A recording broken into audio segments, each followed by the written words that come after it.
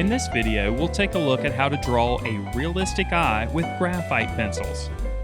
For this demonstration, I'll be using Bristol paper, and I'll be using the smooth surface. I'll be using 3 graphite pencils, an H pencil, an HB pencil, and a General's Layout pencil. We'll start by lightly sketching the contours of the shape of the eye using the H pencil. We'll loosely draw a line for the upper lid and the lower portion of the eye, and reserve a space for the tear duct.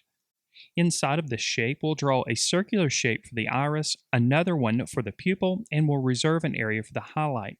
We'll also draw some of the visible lines around the eye, like the top of the eyelid, and a little bit of a crease underneath the bottom portion of the eye. We'll make a few gestural marks to indicate some of the texture, which we'll fill in later in the drawing. Then we can go ahead and start filling in the darker values that exist in the pupil. I'm still working here with the H pencil. Even within the highlight, a few mid-tone values exist.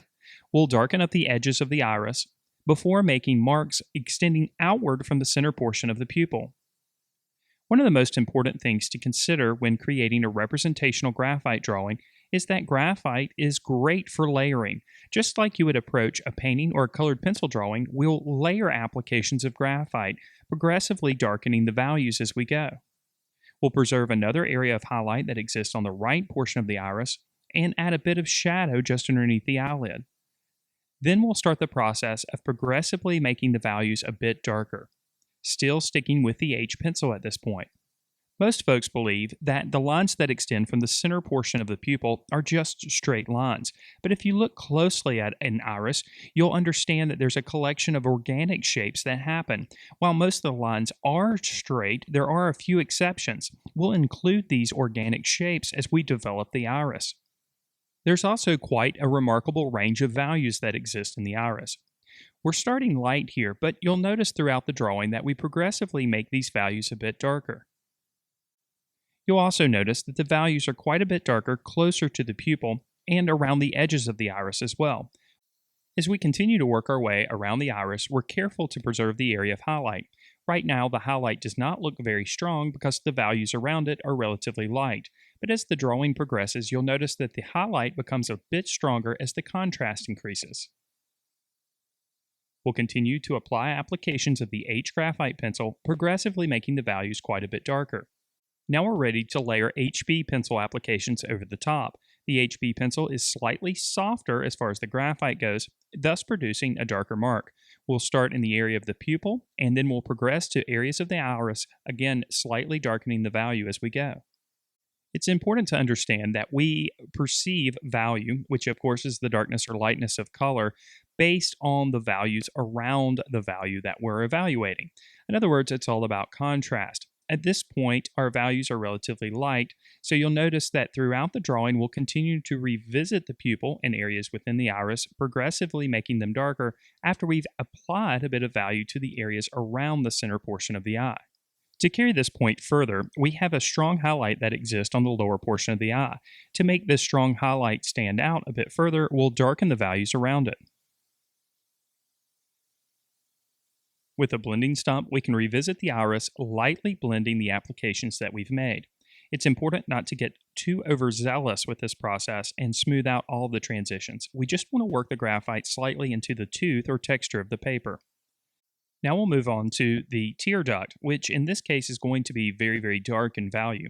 But here again, we'll start with the H pencil and lightly build up those darker values. We'll also slightly darken the value underneath the top eyelid. Now we're ready for our softest pencil. In this case, I'm using a General's Layout pencil, which is about equivalent to a 4B. Again, we'll revisit the pupil, which will be the area of darkest value in the drawing. And here again, we'll progressively darken the values around the outside portion of the pupil and the outside portions of the iris, especially making the value a bit darker on the top portion where we've got a bit of shadow. Sticking with the softer graphite pencil, we'll begin the process of darkening the area of the tear duct. Because the softer graphite pencil leaves a grainy appearance, we can go over the top of it with an H pencil and smooth out that texture a bit. Now we'll start to add a bit of value to the white part of the eye on the right side of the drawing. We'll start again with the H pencil. We'll apply very light applications here, progressively building up darker values. And just as we saw with the iris and the tear duct, there is a variation of value that happens here. Not only does the value gradate from darker to lighter as it gets closer to the iris, but there's also subtle areas of lighter value that occur there as well. Now we'll start addressing some of the darker values that happen on the underside of the top eyelid. We'll again start with the H graphite pencil. It's important if you're trying to create a representational drawing to pay close attention to these subtle changes of value. They may not seem very important, but it adds to the realism of your drawing if you are able to include them. We'll slightly darken the crease and the bit of shadow that happens as it recedes backwards. Then we'll switch over to the softer graphite pencil and make the values quite a bit darker. The eyelid itself, of course, is a three-dimensional form, so it does create a bit of coarse shadow underneath it. We'll slightly darken this area with the softer graphite pencil. And then progressively, we'll start to build up the darker values that happen around the crease. There are a few strong wrinkles that happen on the left side of this crease, so we'll include them.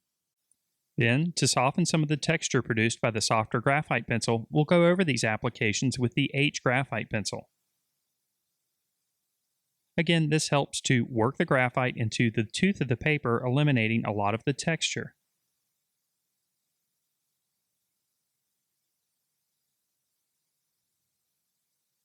Now we'll start to apply some of the values that happen on the lower portion of the eye. Of course, these values are quite a bit lighter overall because this portion of the eye does receive a bit more light. Of course, we want to create the illusion of skin texture in these areas. Now, texture is all dependent on the relationship of values and the contrast of those values. So we're sure to leave some areas of lighter value as we start to create shapes of darker value. Here again, we're going to progressively build up the contrast in these areas, again by starting with the H graphite pencil initially before switching over to the HB pencil. The shapes of value that we create on either side of the eye to create this texture are more compact and smaller on either side of the eye. We'll progressively make the shapes of darker value in between a bit darker, making the areas of lighter value appear lighter. Here with the HB pencil, we'll start to push these value relationships.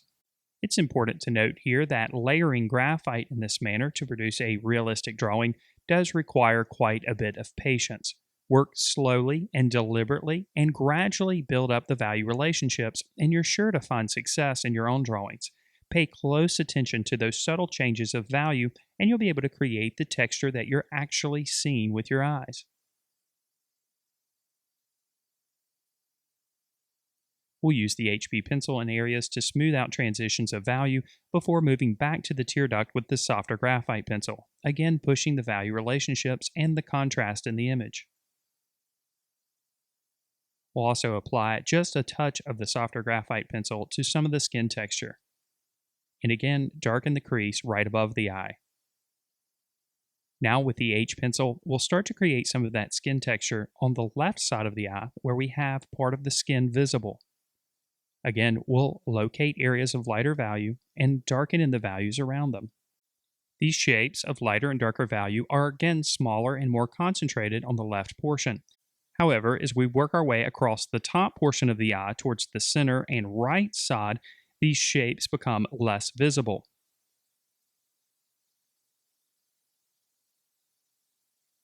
Now we'll go back with the H pencil again and start the process of darkening the shapes of value that happen in between. As we darken the value and increase the contrast, slowly the texture of the skin starts to appear. Periodically, we'll revisit the underside of the eyelid to make the values a bit darker. As we get more values on the surface, we have a better understanding of the contrast of value overall in the drawing. This is why it's important to revisit areas as you work through a drawing, steadily increasing the contrast. Now with the HB pencil, we'll push the values even darker.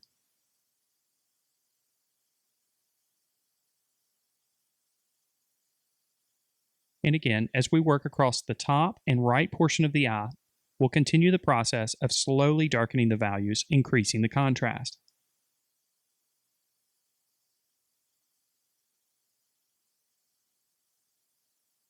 Even though the shapes are less visible on the right side of the eye, there is still some variation in value that occurs here.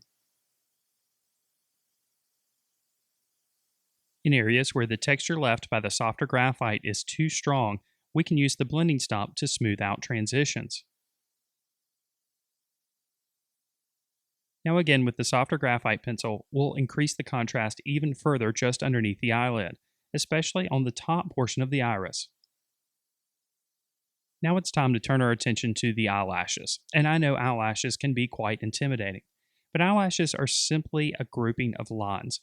It's important to point out that in this example, we're doing a male eye. Now, although there are no rules concerning how long the eyelashes should be for a male versus a female, typically I've noticed that the eyelashes for males are quite a bit shorter.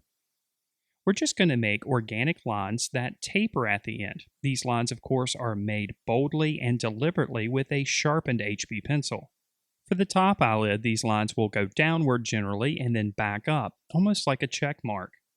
For the bottom eyelashes, the opposite is true. The marks will go up and then outward and then back down, almost like an upside down check mark.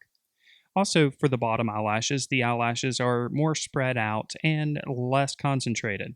You'll also notice that both for the top eyelashes and the bottom eyelashes, there's quite a bit of skin visible before the eyelashes begin. Now it's time to add some of the veins within the eye. We'll use the H pencil to make these marks. These lines, of course, change direction erratically. They shouldn't be overly strong, they should be quite subtle, which is why we're using the harder graphite for this. On the left side, the veins are also visible. It can be tempting to add quite a number of veins in the eyes. After all, this detail that we're adding here is lots of fun to add, but be careful that you don't overdo it. Usually a few light lines do the trick. Now we'll just increase the contrast a bit further using the softer graphite pencil, especially at the bottom portion of the iris and within the pupil.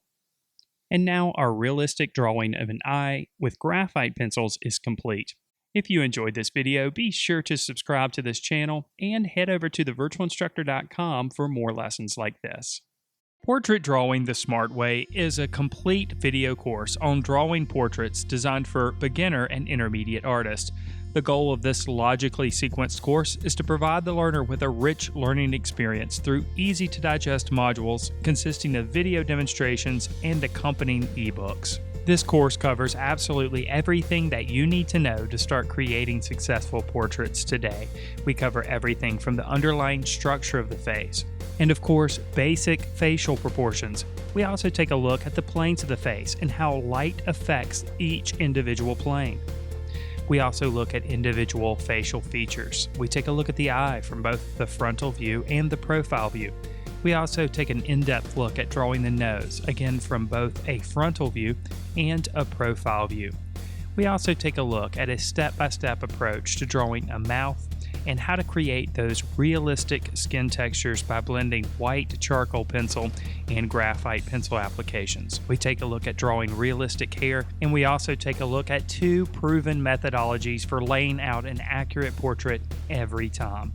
Now understand, not everyone learns by just watching videos. That's why illustrated ebooks are included with each one of the modules, so that you can download the ebook and use it to follow along with the video. The course consists of 19 logically sequenced modules that total nearly 5 hours of video instruction, and of course 18 illustrated ebooks are included as well.